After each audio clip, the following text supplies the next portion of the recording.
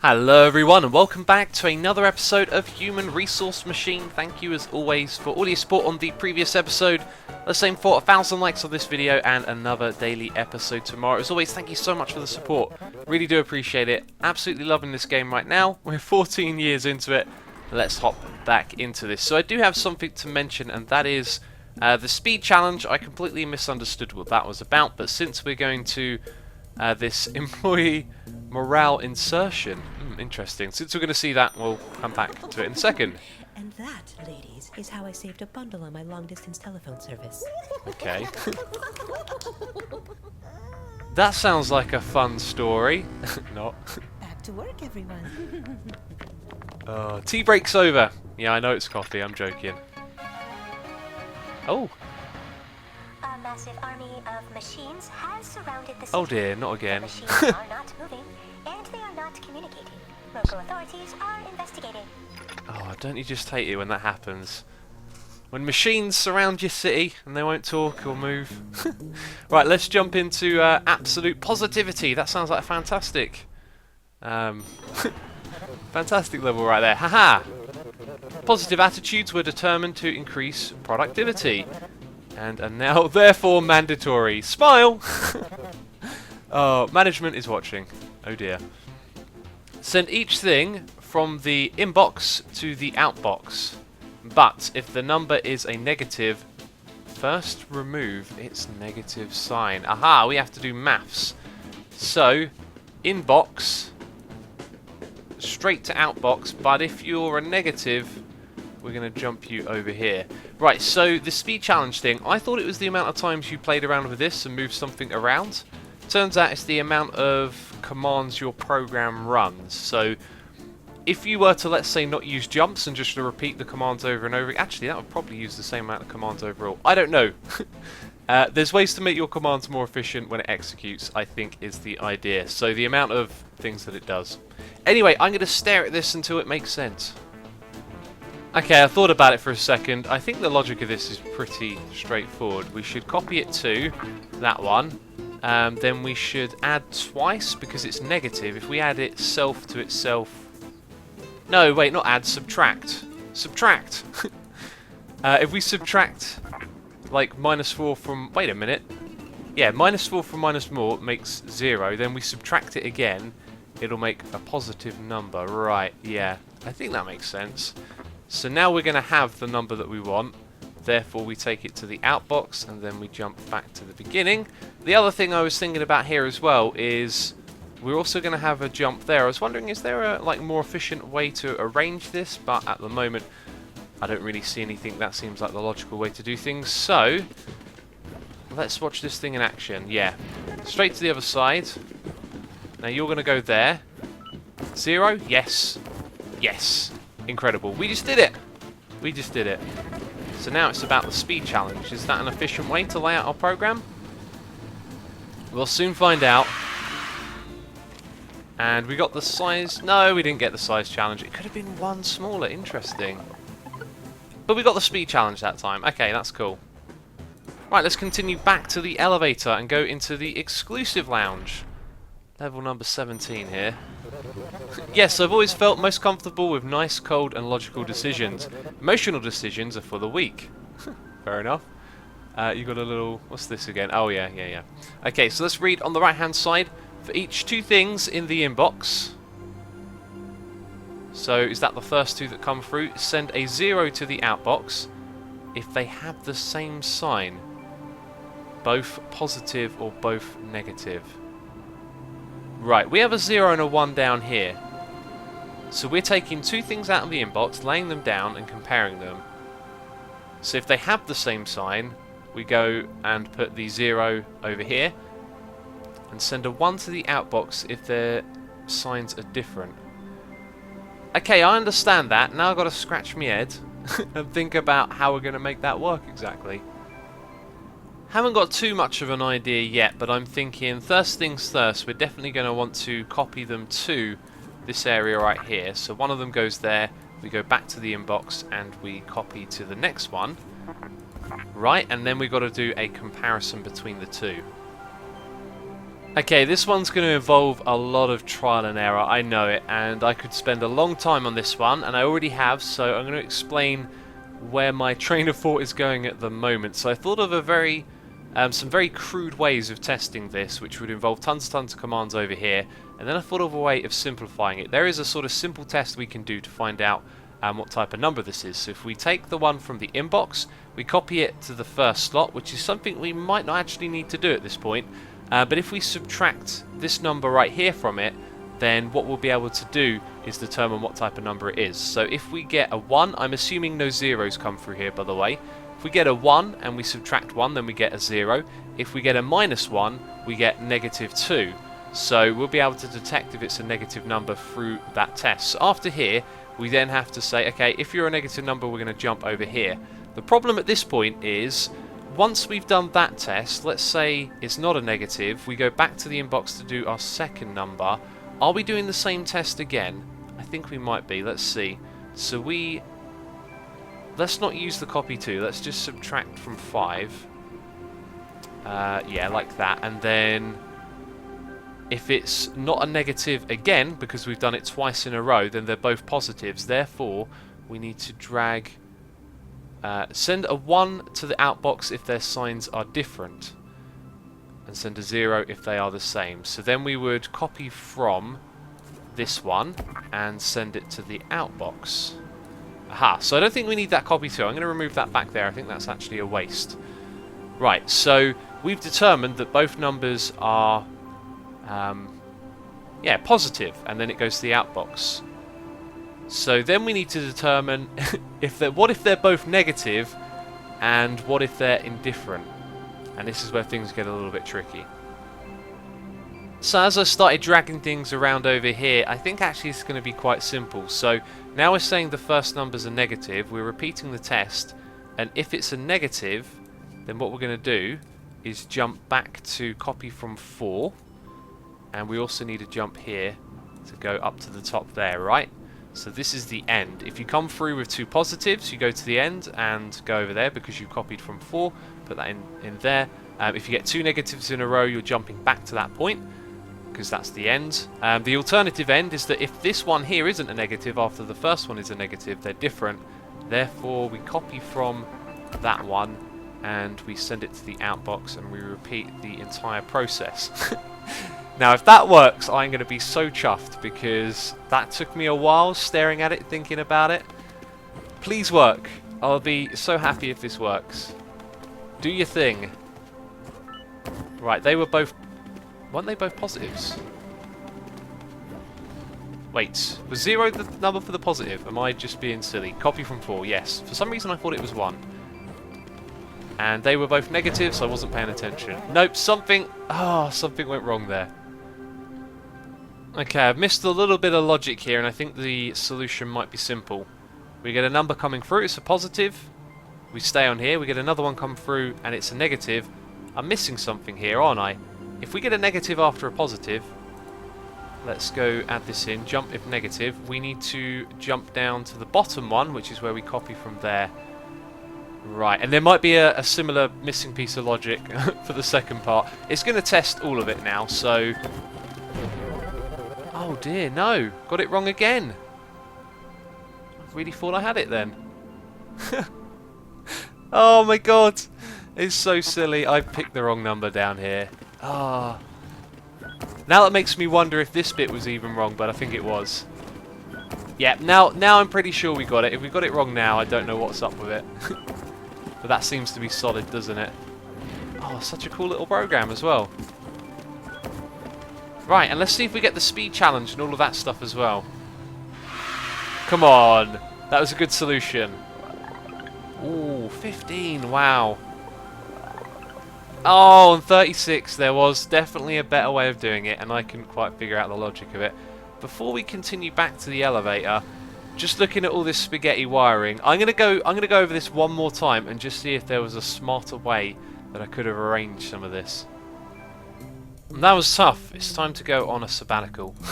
Yeah, I couldn't do that. I went back, looked at it, and just didn't really see a way to reduce the commands that I used. That's fair enough. I'm not trying to be the best person ever at this. I just want to have fun playing it. Looks like they're gonna... That isn't a particularly nice looking beach or sea, is it? Oh! Yeah. Okay, what's going on here? Oh, there's a chap sitting in that. Didn't even notice. Who is that mysterious figure?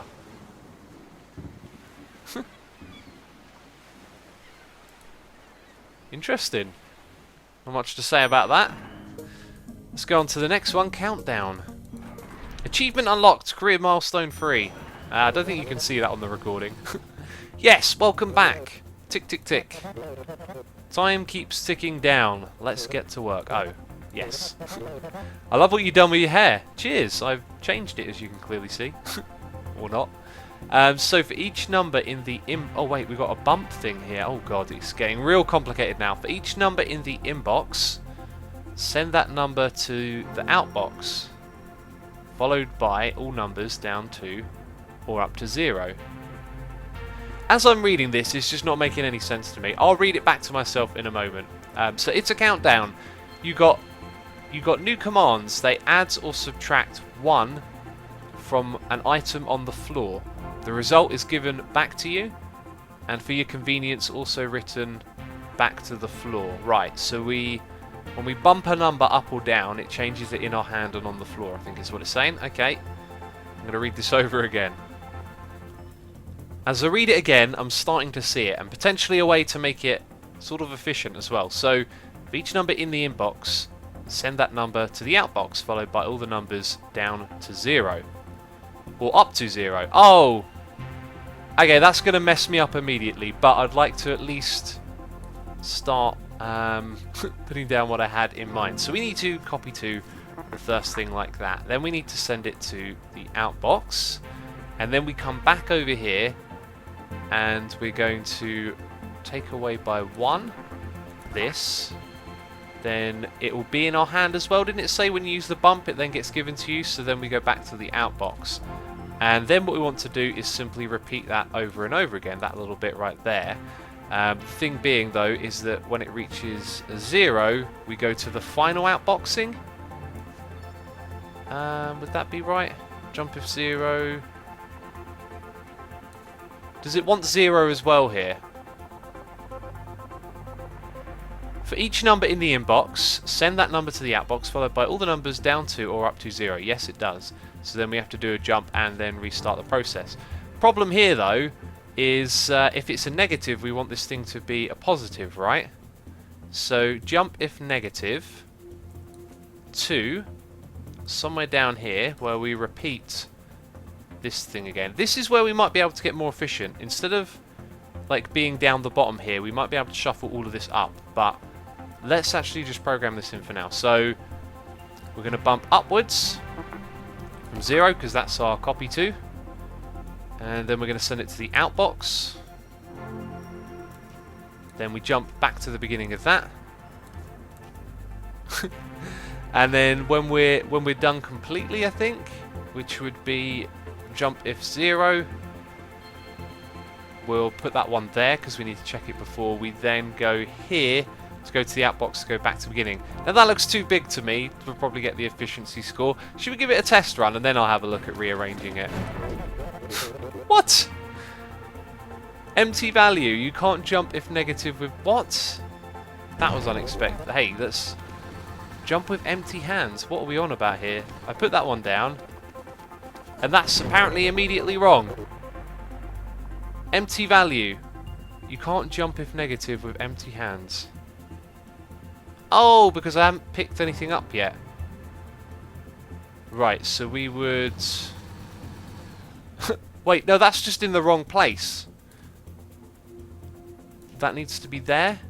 Yeah, oh my god. Okay, so silly. So silly. Right, now we're going. So you're bumping it down, picking it up, putting it in the outbox. That's terrific. Oh, and again, same issue. Right, so...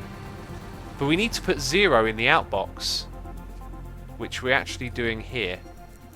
Okay, interesting how I've got the flow a little bit wrong there. Maybe just wasn't paying too much attention. Who knows? I wonder if we need to adjust these things down here as well. Well, we've got a negative number coming up. Let's speed it up. Right, so now we're going to get a 0, and it goes back to the top. This time we've got a negative. Aha. Right, so can't jump if 0 if holding nothing in hand. And I think that might be all correct now. Let's get to a negative number. Right. Oh, okay, we've missed a step here. Turns out we needed an outbox right here. It's going to throw another variable at us, which is if we get a 0 immediately. So before we even do this, we jump that one down the bottom here to the one that jumps back up to the top, which I believe is that one. And that looks so messy, and I stared at it and I thought there must be a way to reduce this, but I don't know, maybe I'm trapped into my own logic here and that's the way the program's going to be. Or maybe it's a good one. Let's find out, because we just did it. So tough, so tough. Countdown. 10 or fewer. Oh my god, you're supposed to be able to do it in 10. That's unbelievable. Hey, and we did it in 82 at least. That's good. But wow, that is surprising. I'm gonna continue to the elevator. I just want to complete these things, you know. Not worried about getting the best score ever. So, multiplication workshop. Okay, let's go and see what's going on in here. All these little notes down the bottom there. It seems like only yesterday we were learning about adding. Fond memories. We worked so hard back then. So we don't have any new commands. I was expecting a multiplication one. Anyway, for each 2 things in the inbox, multiply them and outbox the result. Now that sounds easy.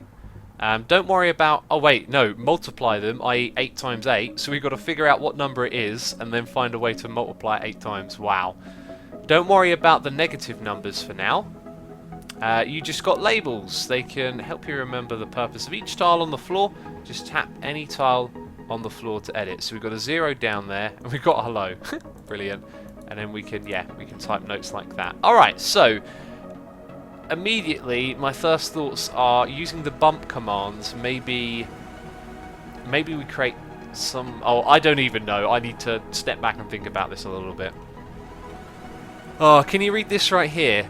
This is me trying to write some letters. I was expecting to type things into here. Turns out you got to do it with your mouse cursor, and I'm not very good at making these readable. Doing a much better job this time. Anyway, let's quickly finish that off, because that's supposed to say number.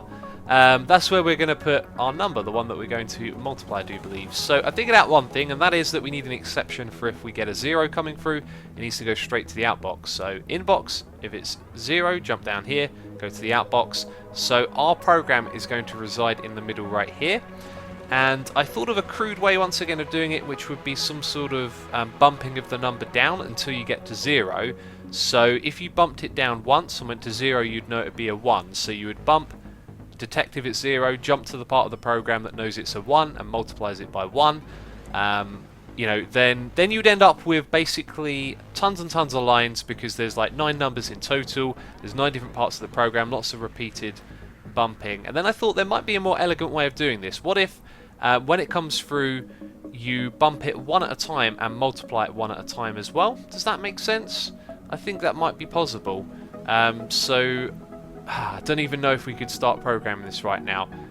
Just in theory, we've got something in our hand. We're going to copy it to number, because that's where our number is going to be stored. So then we copy it to... This is probably inefficient. I'm going to revise all of this. Copy it to there.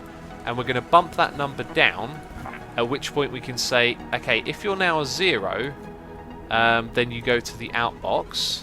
But if you're not, we're going to multiply you. So then we add number to itself, right?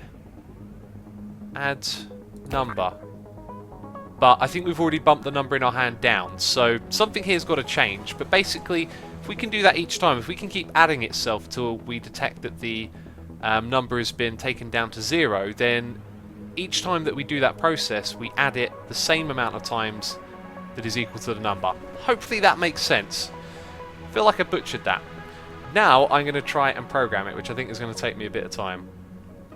I was really tempted to go back and delete everything I've recorded, but I'll leave it in there. I misread the beginning, like what a silly thing to do. So I kind of realised that, oh wait a minute, you know, 1 is going to be hard to multiply by 1 because we can't multiply, we have to add them together, which is how we're sort of detecting the number and, you know, adding it again and again, which doesn't work with 1. So I programmed in an exception and it said, no, it was expecting a 3. And I was like, what do you mean you're expecting a 3?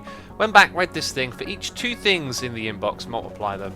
So we're basically going back to square one because I've got to multiply the first 2 things that come through. And that just throws everything we've done out the window. Let's get rid of all of this because I don't even know. This game is getting to that difficulty now where my brain's struggling to keep up. Okay, so I'm going to walk you through what I've written here, and it's a jumble. It's probably not going to work, but I'm hoping it will. So we take from the inbox, we copy to the first slot. Then if that number is a 0, wouldn't that make sense to have it up there? Then it would be more efficient. Probably not a good idea for me to be changing that now. So if the number we draw is a 0, we don't need to do anything with it. We drop it down here, send it to the inbox. Sorry, take from the inbox? We've already done that. Why did I... Okay, so then we send it straight to the outbox because it's a 0. And then we jump back to the beginning. So this time it's not a 0, but the next one is. So after we've copied that to there and we've copied the next one, you see this is where... I probably shouldn't be rearranging this because that might need to be there. Yeah, I think it does. We won't rearrange anymore because I might have messed it up. So we take from the inbox and put the second one down. If the second one is a 0, then we jump down to here where we copy from the first number because that would be the answer, and then we put that in the outbox. Then we jump back to the beginning. So this time we've done the first 2, neither of them are 0s. What we're going to do is take away from this first slot. This is going to be our multiplying number.